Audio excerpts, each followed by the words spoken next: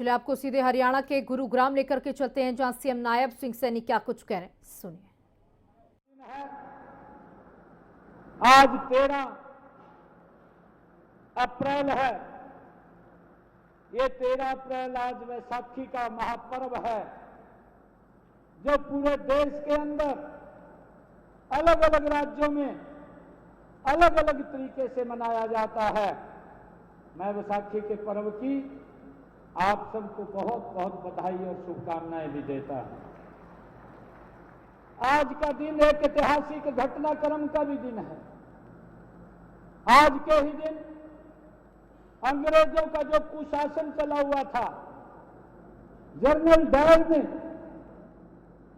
जलियांवाला बाग में जो हमारे निहत्थे लोग बैठ करके विचार विमर्श कर रहे थे, उनको गोलियां चलवाने का काम किया था, उनको मौत के घाट उतारने का काम किया था। मैं उन सब शहीदों को भी आज इस अवसर के ऊपर नमन करता हूं, उन सबको प्रणाम करता हूं।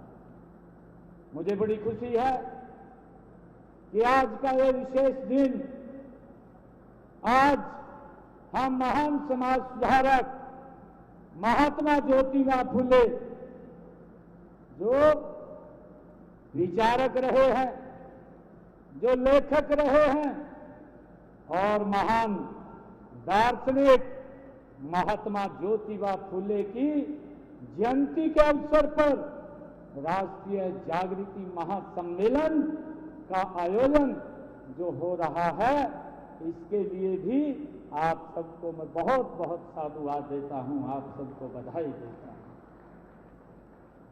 महात्मा ज्योतिबा फुले का जीवन वो हम सब के सामने है।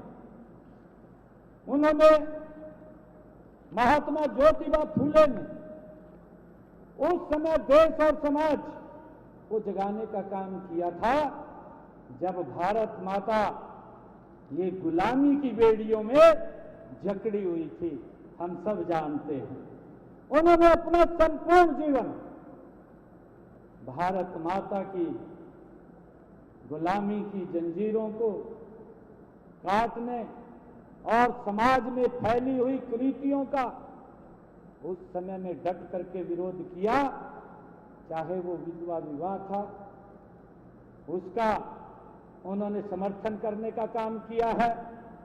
महिलाओं को शिक्षा का अधिकार दिलाने का काम, छुआछूत को खत्म करने का काम और समाज को सशक्त और मजबूत बनाने का काम महात्मा ज्योतिबा फुले ने किया है। आज उनकी जन्म जयंती को लेकर के हम एकत्र हुए।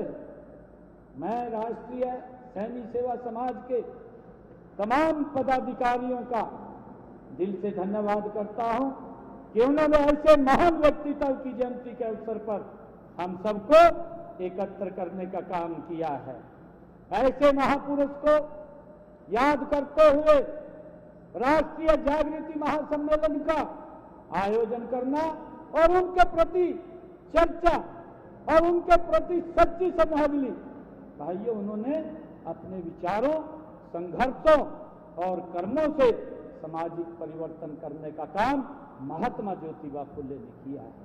मुझे खुशी है कि महात्मा ज्योतिबा फुले न केवल एक महान समाज सुधारक थे, बल्कि एक ऐसे द्रष्टा भी थे जिन्होंने समाज की गहराई में फैले अन्याय और भेदभाव को न केवल पहचाना, बल्कि उसके विरुद्ध आजीवन संघर्ष भी करके उसको समाप्त करने का काम वो महात्मा ज्योतिबा फुले ने किया है।